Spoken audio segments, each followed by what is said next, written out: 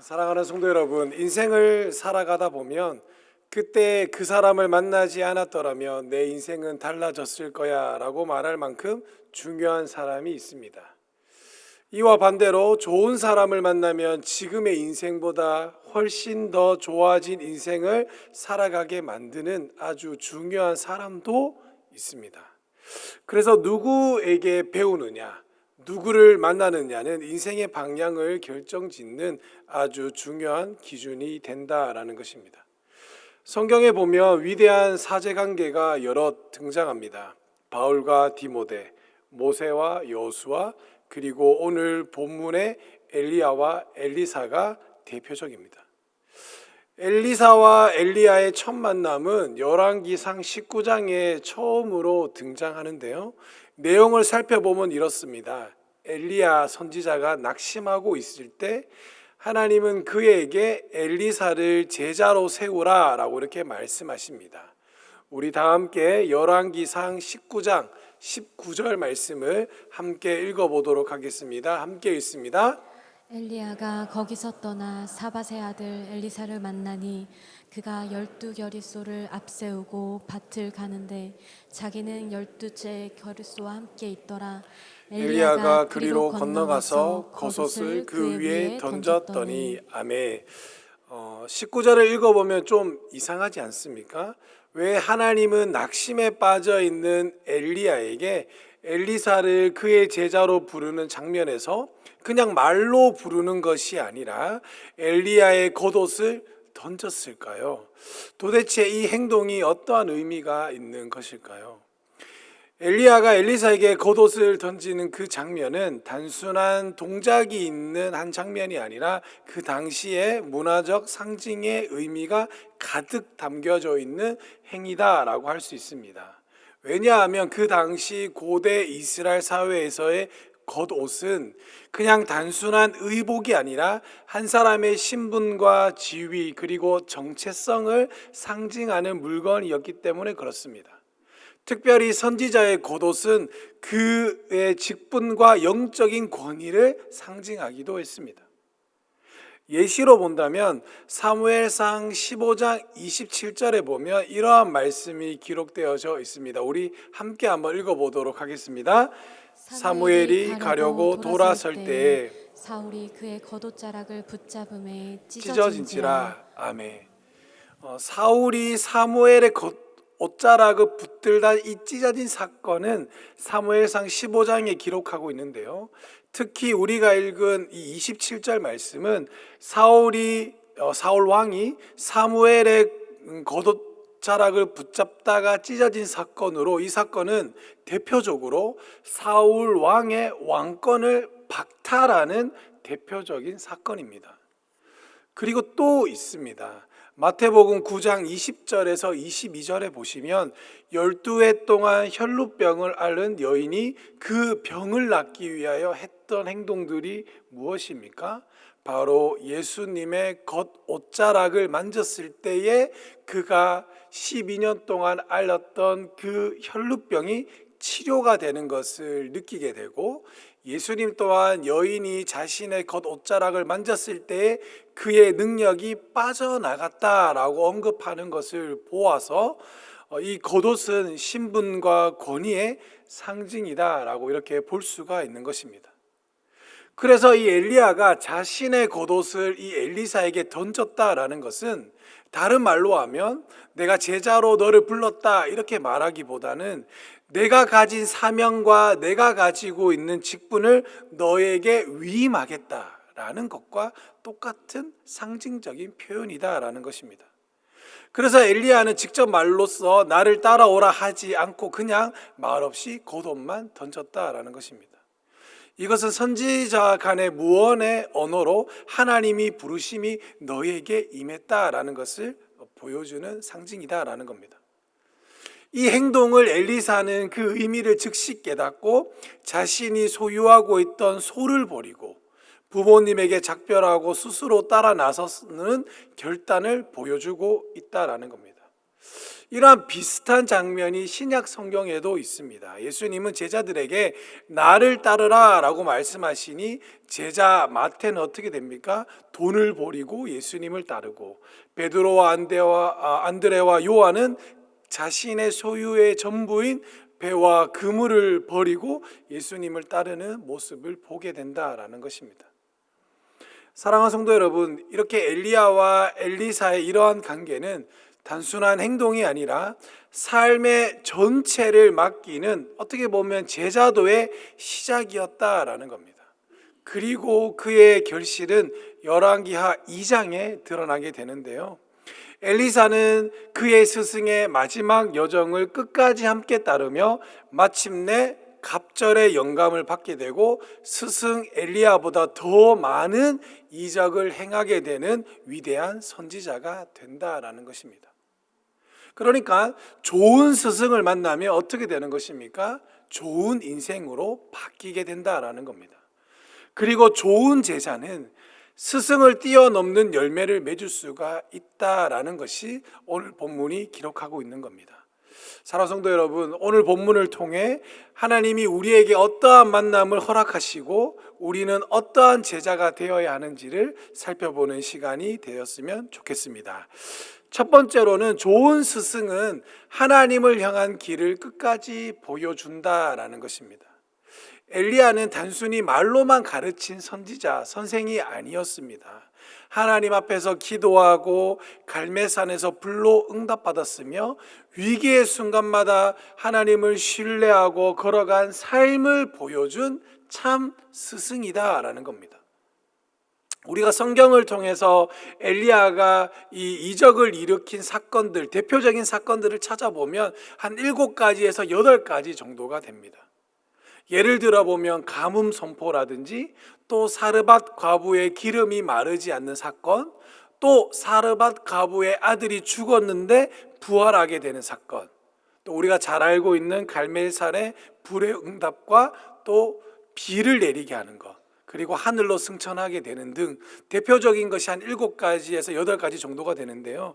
이 사건들을 좀 가만히 살펴보면 엘리야가 일으킨 이 기적의 초점은 어디에 있냐면 하나님의 권능과 하나님의 위대하심을 선포하고 우상 숭배와의 전쟁을 중심으로 이적을 일으켰다라는 겁니다. 그리고 그에게로부터 잘 배운 그의 제자 엘리사의 대표적인 기적들을 살펴보면 14개에서 16개 정도가 됩니다. 어떻습니까? 이적에 관한 숫자만 봐도 스승보다 제자가 훨씬 더 많은 기적을 일으켰다라는 것을 보게 됩니다. 몇 가지를 대표적으로 짚어보면 이런 것이 있습니다. 요단강에 물을 가르고, 또 여리고 물의 근원을 고치게 되고, 아이들을 조롱한 청년 42명이 징계받게 되고, 과부의 기름 사건이 있고, 수냄 여인의 아들을 주신 것과 또 그 아들이 죽었을 때 부활시킨 사건, 또 보리떡 20개로 100명이 먹고 남긴 것, 또 나아만 장군의 병고침 사건과 아람 군대의 눈을 멀게 해여 태각하게 한 것, 또 죽은 사람의 시체가 엘리사의 뼈에 닿게 되자 즉시로 살아나게 된 것, 많습니다. 이 엘리사의 기적의 초점은 어디에 있냐면 엘리사와는 조금 다르게 이 엘리사의 초점은, 이적의 초점은 사람들과의 긴밀한 삶 속에서의 문제를 해결하고 그 해결을 통해서 그 사람의 목마름을 해결해주고 하나님의 긍휼하심과 능력을 드러 나타내 보이는 대표적인 기적을 보여주었다라는 것입니다. 이처럼 엘리야는 엘리사에게 좋은 스승으로서 하나님을 향한 길을 끝까지 보여주며 또 자신의 제자 또한 그 길을 걸어갈 수 있도록 끊임없이 훈련하고 가르치는 지도자였다라는 것입니다. 또 엘리야의 인생의 마지막 여정을 살펴보면 베델을 지나고 여리고를 지나고 요단으로 향하는 그 마지막 여정을 보여주고 있는데요. 이 여정도 단순하게 장소만 이동하는 것이 아니라 스승이 제자에게 마지막까지도 하나님을 향해 걸어가는 그 삶의 모습을 보여주는 과정이다라는 것입니다. 사랑하는 성도 여러분, 우리는 종종 누가 나에게 인생을 보여주었는가, 누가 나에게 참된 인생을 보여주었는가 라는 질문을 해야 합니다. 그러니까 기도하는 뒷모습 하나, 조용히 섬기는 손길 하나가 오랫동안 한 영혼에게 인식되어지고 가슴속 깊이 새겨져서 인생이 바뀌는 그러한 힘이 되는 사람이 되어야 될 줄 믿습니다. 저에게도 좋은 스승이 있습니다. 저에게는 제 40년 인생 동안 제 인생을 바꿀 3명의 스승님이 존재하는데요. 그중 첫 번째가 바로 저희 아버지입니다. 저희 아버지는 청년 때에 신앙생활을 조금 하시고 불교 집안인 저희 어머니와 만나 결혼하셨습니다. 그리고 그 아버지는 가정을 책임져야 했기 때문에 새벽 5시에 출근해서 저녁 10시에 퇴근하는 삶을 일주일 내내 퇴직하기 전까지 그러한 인생을 사셨고 그렇게 일을 하셨습니다. 그래서 그런지 아버지는 결혼 후에 더 이상 신앙생활을 하지 않으셨습니다. 그러다가 이제 제가 목회자의 길을 걸어가겠다라고 다짐하고 부모님 앞에 말씀드리자 저희 아버지는 다시 신앙생활을 시작하게 되셨고 지금은 안수 집사님으로, 또 저희 어머니는 불교에서 회심하셔서 지금은 권사님으로 아름답게 잘 섬겨주고 계십니다. 제가 저희 아버지를 좋은 스승으로 여기는 이유는 2가지인데요. 첫 번째로는 부지런함이고 두 번째로는 상대를 배려해 주는 이해심입니다. 저희 아버지는 이른 새벽부터 늦은 저녁까지 일을 하시는데 한 번도 지각을 하거나 아파서 한 번도 쉬어본 적이 없는 그러한 부지런한 분이십니다. 이제 생각해 보면 저는 자연스럽게 아버지의 나이쯤 되면 당연히 결혼하고 자녀도 갖게 되고 또 좋은 집에 살 수 있을 줄 알았습니다. 아니, 오히려 저희 아버지보다 더 나은 인생을 살 줄 알았습니다. 그런데 제가 막상 아버지의 나이대가 되어 보니 우리 아버지가 내 나이 때 이루었던 것이 결단코 쉬운 게 아니구나라는 것을 깨닫게 되었습니다.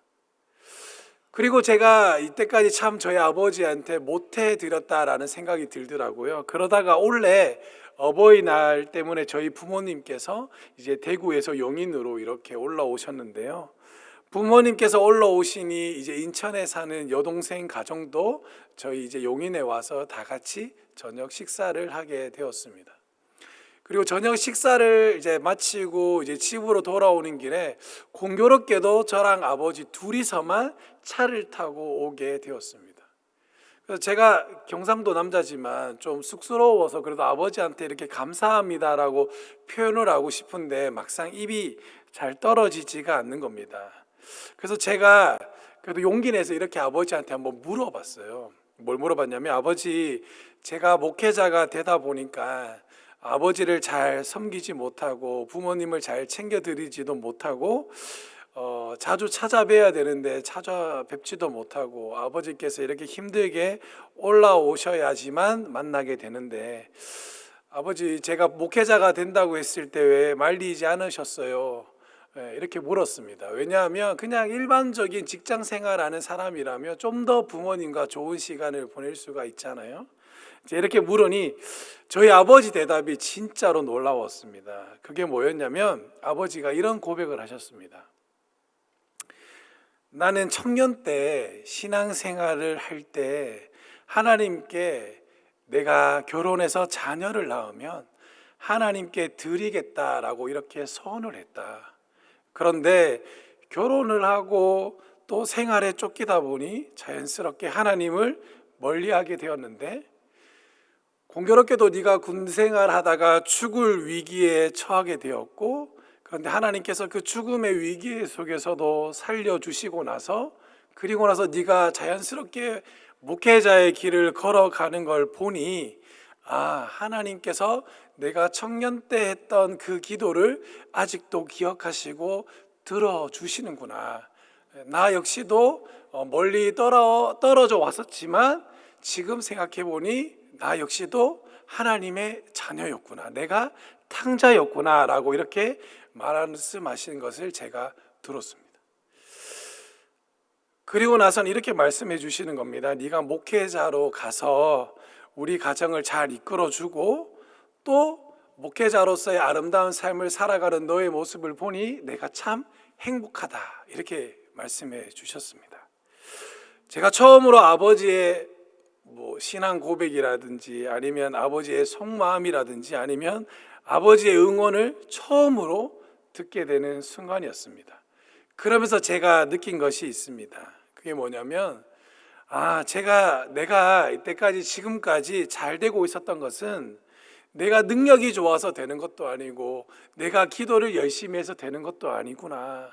아버지께서 청년때에 올려드린 그 기도 덕분에 내가 지금 이 순간까지 잘 지내고 형통하게 살고 있구나라는 것을 깨달았습니다. 사랑하는 성도 여러분, 좋은 스승은 하나님을 향한 길을 끝까지 보여주며 좋은 스승은 자기를 따르게 하지 않고 하나님을 따르게 만드는 사람이라는 사실을 기억하시기를 바랍니다. 좋은 스승을 만나면 자신의 인생이 좋은 인생으로 바뀌게 됩니다. 그리고 좋은 스승을 만나면 좋은 인생으로 바뀌게 되는 그 두 번째는 좋은 제자는 끝까지 붙들며 배운다라는 것입니다.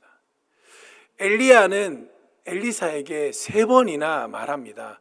너는 여기에 있어라, 나는 가겠다. 이 얘기를 3번이나 이야기합니다.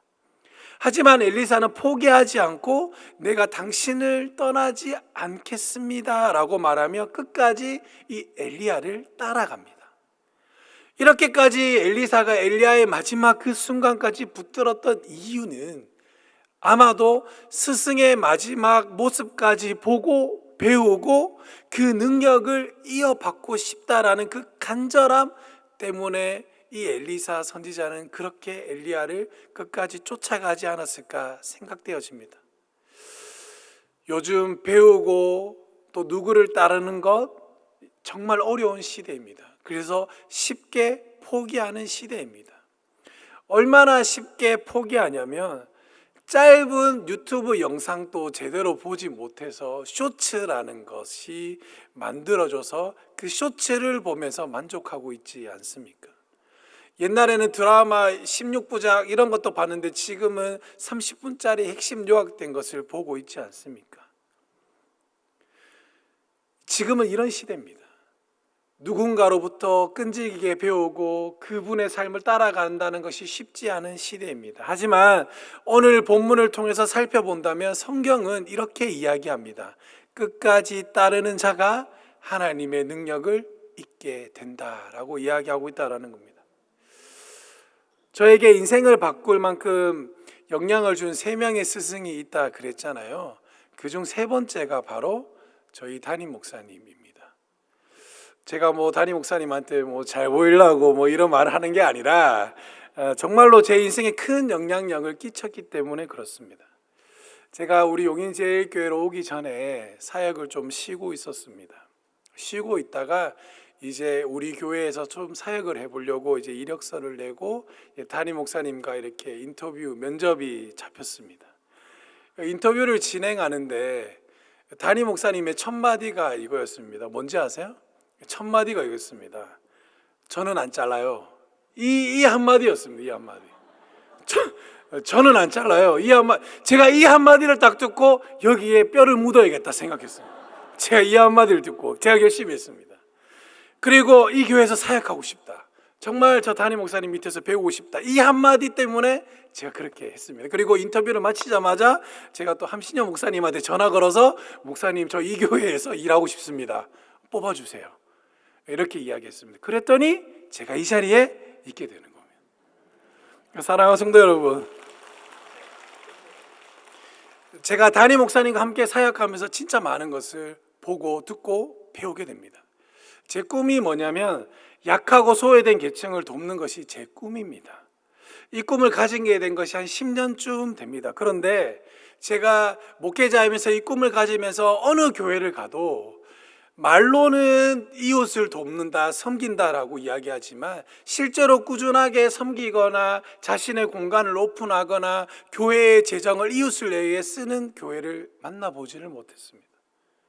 근데 제가 이 교회에 와서 보니까 우리 용인제일교회는 심리 프로젝트라든지 글로리에서 놀자라든지 플로잉 마켓이라든지 여러 가지 행사를 통해서 진짜 지역을 살리고 또 이웃을 살리고 섬기는 교회다라는 것을 제가 알게 됐습니다. 정말 이런 교회가 존재하구나.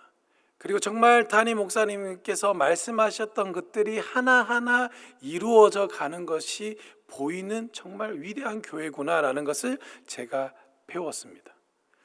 그리고 이러한 목회 철학을 갖고 계신 담임 목사님 밑에서 사역하고 배운다는 것이 얼마나 감사한 일인 줄 모릅니다.